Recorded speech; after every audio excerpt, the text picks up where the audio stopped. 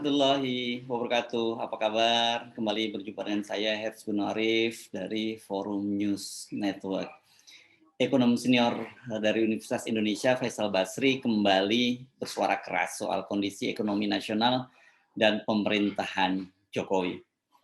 Berbicara dalam sebuah dialog yang diselenggarakan oleh Glora TV dengan topik COVID-19 dan ancaman kebangkrutan dunia usaha, Faisal Basri memperingatkan pemerintahan Jokowi ini bisa bangkrut sebelum tahun 2024. Anda perlu mencatat ya bahwa Faisal Basri ini adalah pendukung Jokowi. Jadi dia bukan tokoh oposisi yang asal ngomong saja. Jadi kita bisa melihat bahwa apa yang disampaikan oleh Faisal Basri ini adalah kritik dari kalangan internal pendukung Presiden Jokowi. Faisal menilai pada masa pemerintahan Jokowi ini sangat banyak konflik of interest akibat fenomena rangkap jabatan.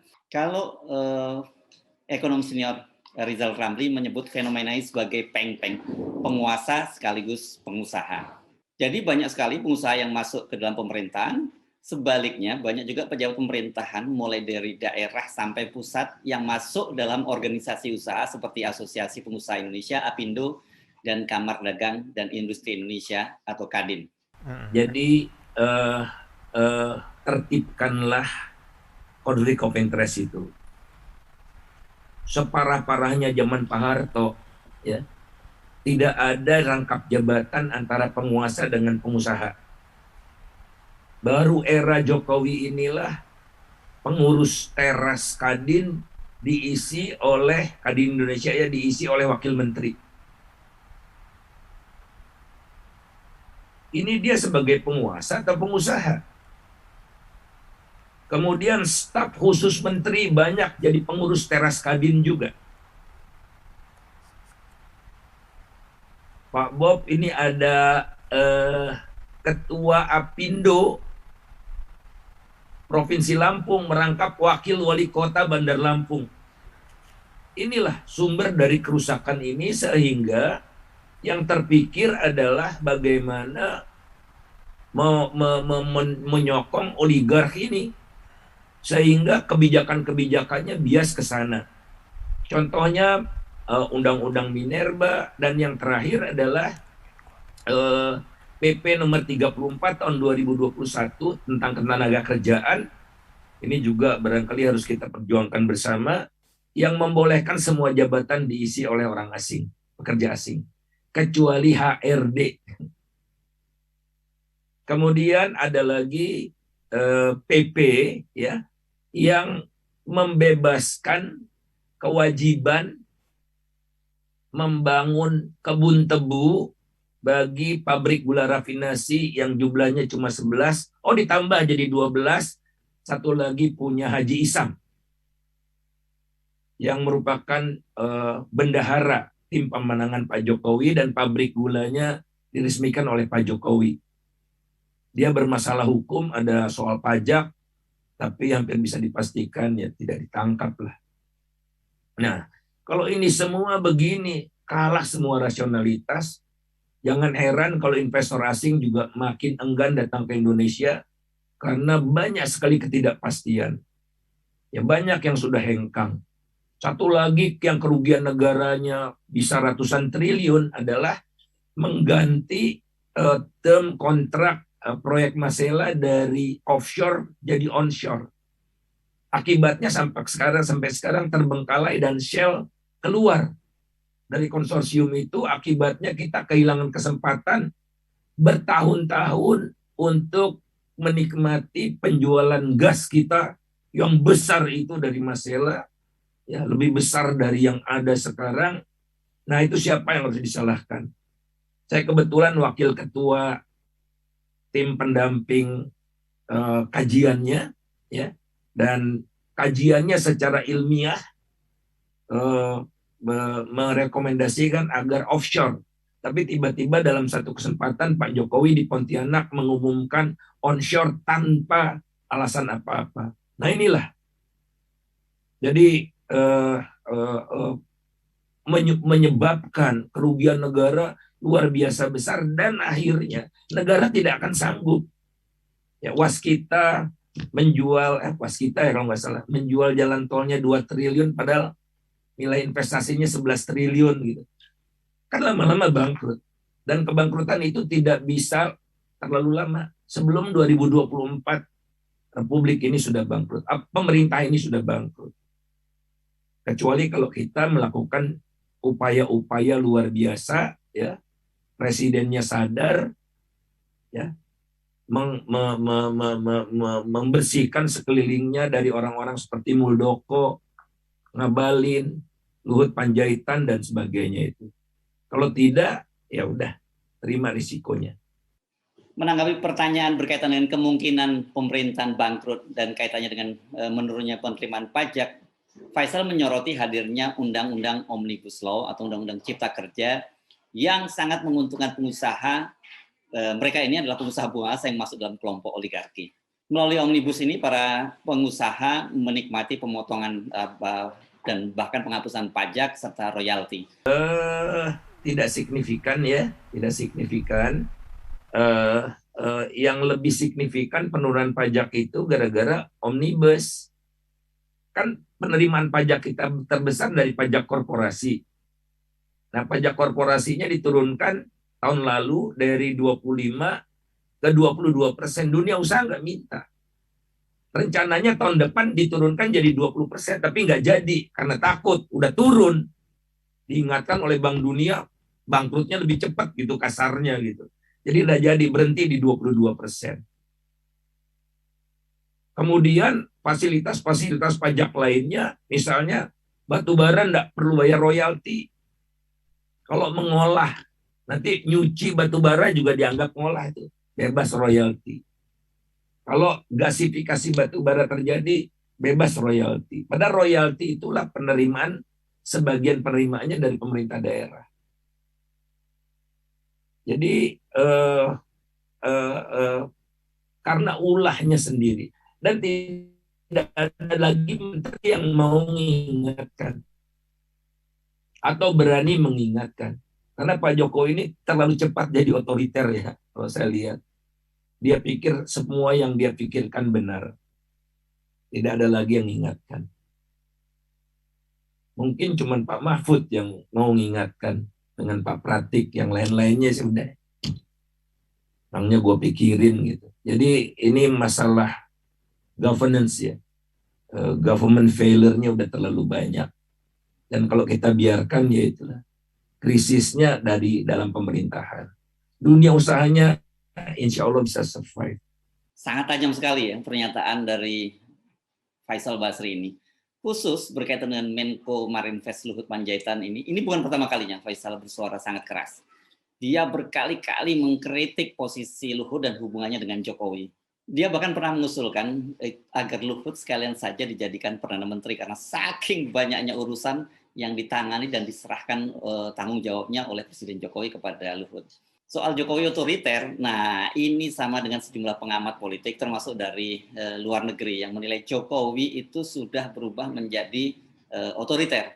Faisal tadi kan bahkan menyebut Jokowi terlalu cepat menjadi otoriter. Saya tidak tahu apa maksudnya dia disebut sebagai terlalu cepat menjadi otoriter. Barangkali karena dia membandingkan Jokowi yang baru berkuasa 1,5 periode dengan Soeharto yang menjadi penguasa selama 7 periode. Menanggapi pertanyaan wartawan soal penyebutan nama sejumlah pejabat yang menjadi beban Jokowi, tadi dia menyebut nama Luhut, nama Muldoko, bahkan Ngabalin, tapi Ngabalin bukan faktor penting bagi Faisal. Dia melihat khusus itu Luhut itu dan bagaimana dengan ancaman kebangkrutan negara. Faisal menjelaskan lebih lanjut.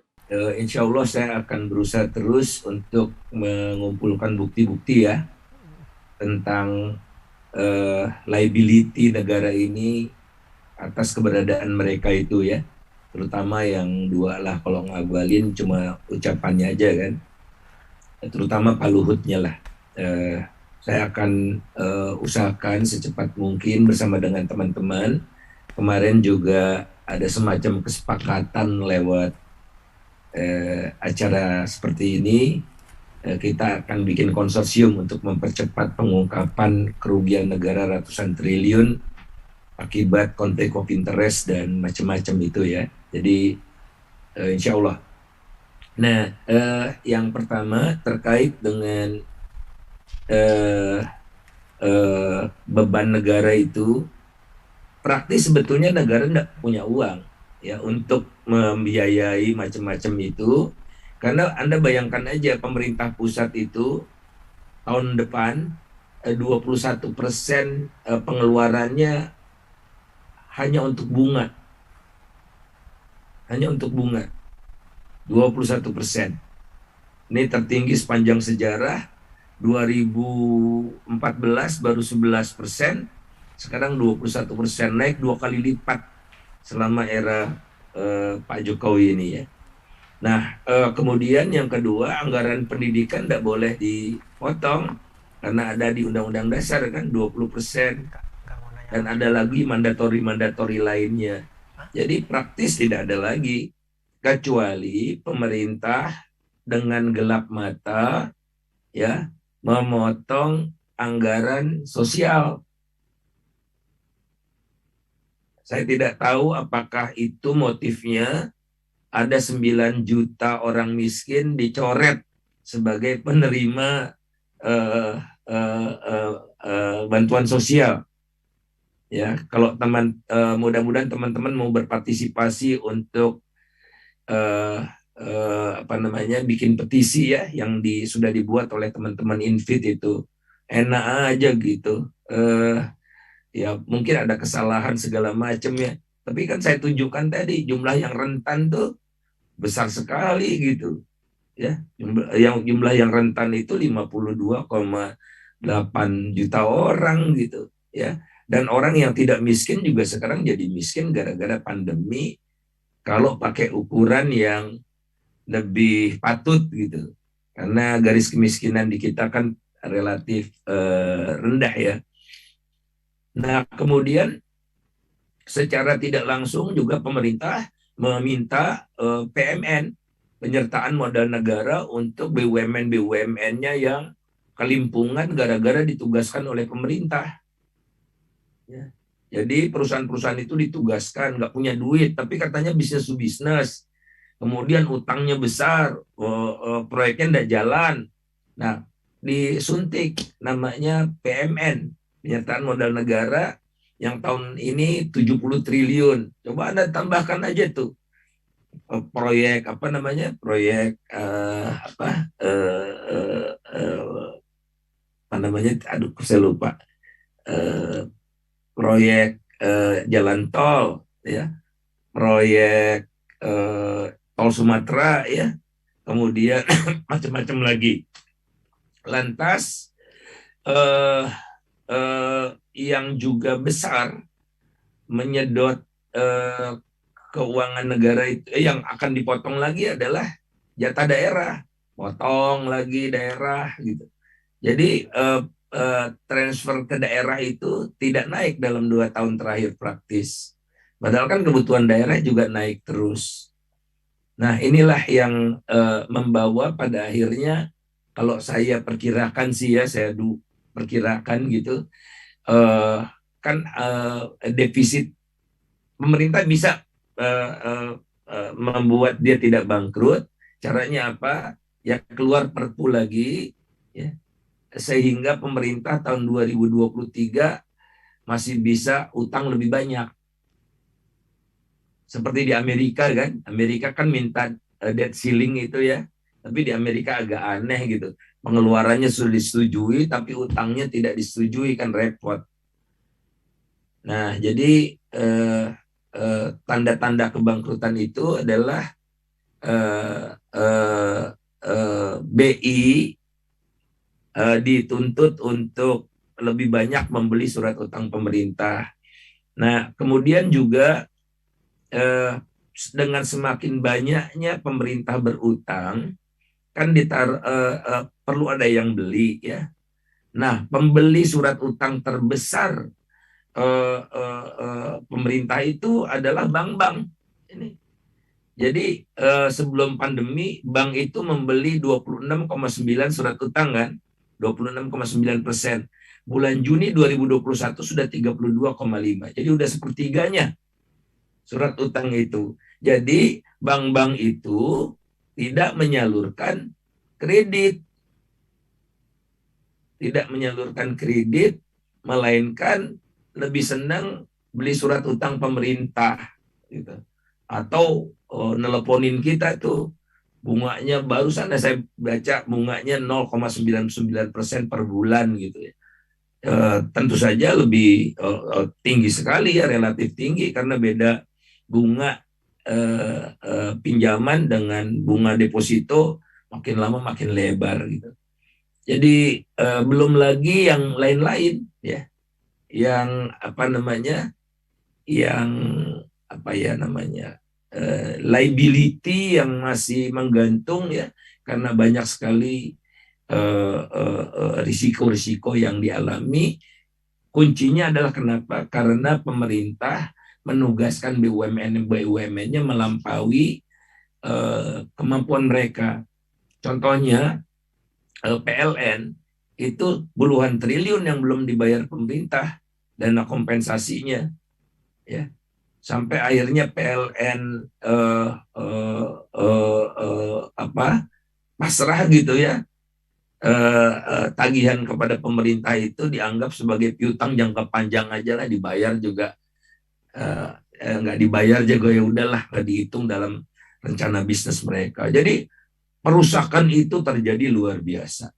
Dari urian tadi kita bisa menyimak ya bagaimana bahwa Omnibus Law itu adalah biang keladi semua kerusakan. Kita mungkin ngamat sering menyebutnya sebagai mother of evil, atau ibu atau induk dari segala persoalan, atau induk dari setan ini.